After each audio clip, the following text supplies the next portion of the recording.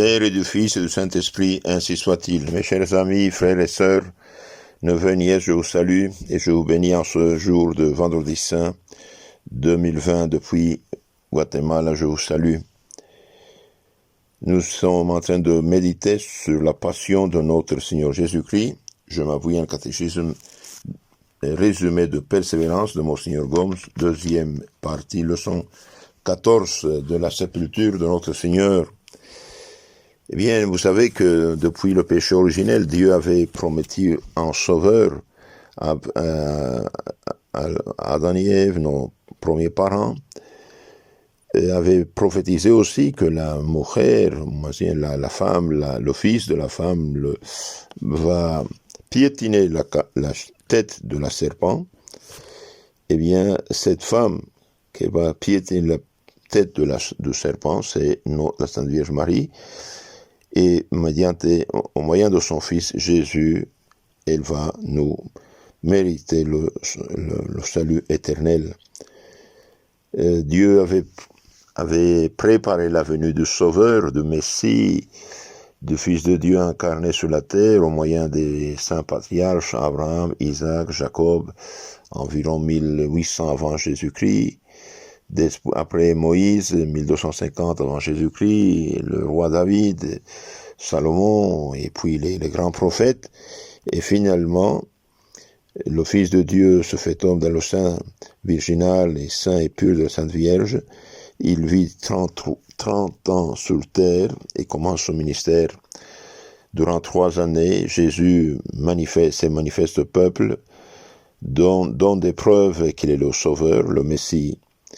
Et les pharisiens, les chefs de la synagogue, eh bien, au lieu de le recevoir, selon les Écritures, eh bien, ils vont avoir de l'envie contre lui.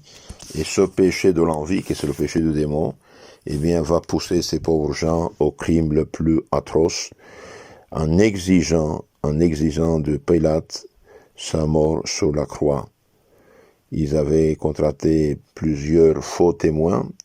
Tous les témoignages étaient faux, ne ça concordait pas.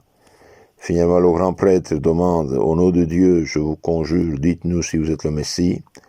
Jésus dit, ben, je suis. Vous avez dit, je le suis, si, je le suis. Eh bien, au lieu de calmer les choses, d'analyser après la Pâque juive la situation, il crie indigné, hypocrite d'ailleurs, son indignation est de l'hypocrisie. Il a blasphémé, et tout le monde crie, il a blasphémé. Donc il le présente à Pilate. Pilate, un juge honnête, il se rend compte qu'il y avait de l'envie dans l'affaire, qu'on n'était pas juste et qu'il n'était pas correct. Les reproches qu'on faisait contre Jésus. Et plusieurs fois il a dit, il est innocent. Donc les chefs de la synagogue ont exigé sa mort. Si vous ne le tuez pas, ne le crucifiez pas, vous n'êtes pas ami de César, de l'empereur de Rome. Je vais crucifier le roi des Juifs, et ils crient comme des fous, nous n'avons pas d'autre roi que César. Eh bien, il mentait parce qu'il détestait César. Et donc, il exige de Pilate, disons, la mort. Pilate avait pensé libérer Jésus en le mettant au niveau d'un voleur, d'un assassin, Barabbas, parce que selon la coutume de la fête, on devait rendre la liberté à un homme durant la Pâque. Eh bien, qui voulez-vous que je vous libère, Jésus, le roi des Juifs, ou Barabbas? Et tout le monde crie Barabbas, Barabbas, Barabbas. Et que je dois faire du roi des Juifs? Crucifie-le, crucifie-le, crucifie-le. Eh bien, Pilate, il ne veut pas le crucifier. Il a dit, je vais le faire châtier. Il le libérait. Il le fait la flagellation horrible, hein, horrible, la flagellation, vraiment, c'était le châtiment le plus fort après la croix. Normalement, Jésus aurait dû mourir dans la flagellation. Eh bien, il n'est pas mort. Il n'a pas voulu mourir parce qu'il voulait expier tous les péchés de l'impureté, de la sensualité, des péchés impurs. Il a été couronné après d'épines pour expier les péchés d'orgueil, d'amour-propre, de superbie. Et finalement, il l'emmène au calvaire, et au calvaire on arrange brusquement ses vêtements, on ouvre les plaies de la flagellation, et avec de gros clous, on le suspend sur terre, depuis entre ciel et terre. Et la première chose que dit Jésus, eh bien, Père, pardonnez-leur, ils ne savent pas ce qu'ils font. Pour cela, il faut pardonner. Un chrétien ne peut pas garder de rancœur, de la haine dans son cœur, parce que Jésus a dit pardonner pour recevoir le pardon. Père, pardonne-leur, ils ne savent pas ce qu'ils font. Après, il donne la Sainte Vierge comme mère à Jean l'évangéliste. Disciples, voici votre mère, femme, voici votre enfant, votre fils. Et les saints disent que par ces paroles, Jésus nous faisait tous enfants de Marie. De là, l'importance de prier le chapelet, de prier le Jour Salut Marie, d'être enfant chéri de Marie, confiant en Marie, imiter les vertus de Marie. Et les femmes imiter la pudeur de Marie, bien sûr. C'est très important, ça. Donc finalement, vers 3 heures, notre Seigneur va rendre son esprit, il va mourir. Et qu'est-ce la mort de Jésus? C'est la séparation du corps et de l'âme de Jésus. Alors, quels sont les miracles, dit Monseigneur Gaume, qui s'opérèrent à la mort du Sauveur? À la mort du Sauveur, les ténèbres répandues sur toute la terre furent dissipées. Le voile du temple fut déchiré dans toute sa longueur et la terre trembla. Les rochers se fendirent, les tombeaux furent ouverts, et les morts ressuscitèrent. Quel effet produisirent ces miracles? À la vue de ces miracles, le centurion païen romain qui gardait le Sauveur se convertit en disant « Cet homme était vraiment le Fils de Dieu ». Les soldats qui l'avaient crucifié s'écriaient à leur tour « Cet homme était vraiment le Fils de Dieu ». Enfin, un grand nombre d'autres personnes descendirent du calvaire, se frappant la poitrine, en disant « Dieu, mon Dieu, qu'est-ce que nous avons fait ?» Et que firent les chefs de la synagogue, ces gens qui se croyaient intelligents? Eh bien, les chefs de la synagogue vinrent prier Pilate de faire rompre les jambes des 3 crucifiés et quitter les cadavres. Normalement, on laissait le corps du crucifié se pourrir sous la croix une semaine, et les oiseaux, les chiens, les mouches et tous venaient manger, n'est-ce pas, sa chair. Mais comme c'était la fête de Pâques des Juifs, il y a 2 Pâques, la Pâque juive, c'est commémoration de la libération d'Égypte, 1250 avant Jésus-Christ, et la Pâque chrétienne qui va ser la Pâque chrétienne. Et donc, ils ont demandé à Pilate de rompre les jambes des crucifiés pour enlever les corps la veille de la Pâque juive. Pilate envoya donc des soldats pour faire ce que les Juifs demandaient. Mais ils avaient demandé autre chose ainsi. Pilate n'a pas accédé.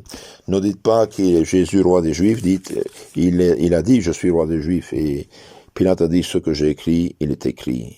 On ne touche pas à ça.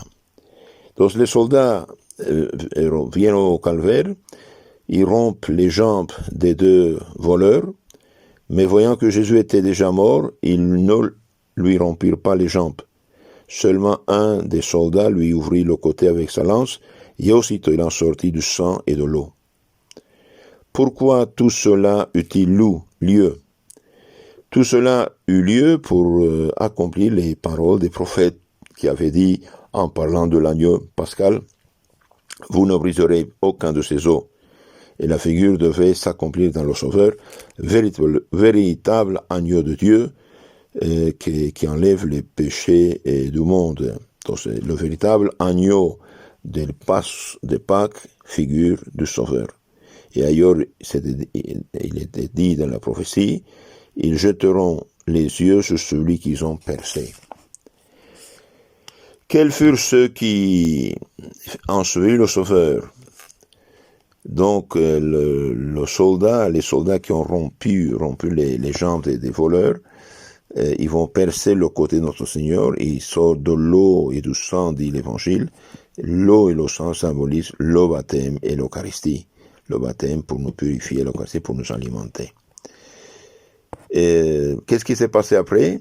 Eh bien, 2 amis de Jésus, Joseph d'Arimathie et Nicodème, sont partis courageux à demander à Pilate le permis d'enlever le corps. Parce que normalement, on ne pouvait pas enlever les corps sans le permis de gouverneur.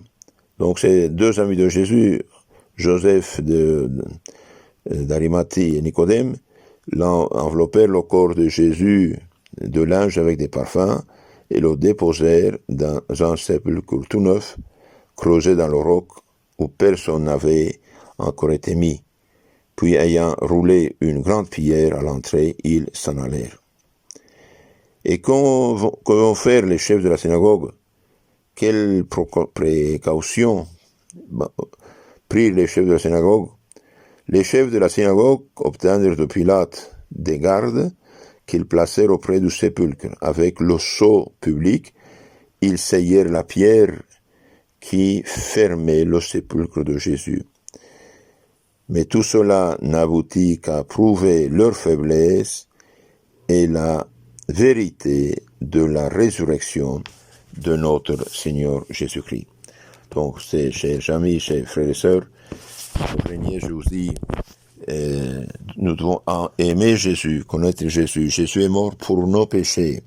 Jésus, sur la croix, dans son agonie, voyez, connaissez chacun de nous, il a voulu donner sa vie pour nos péchés.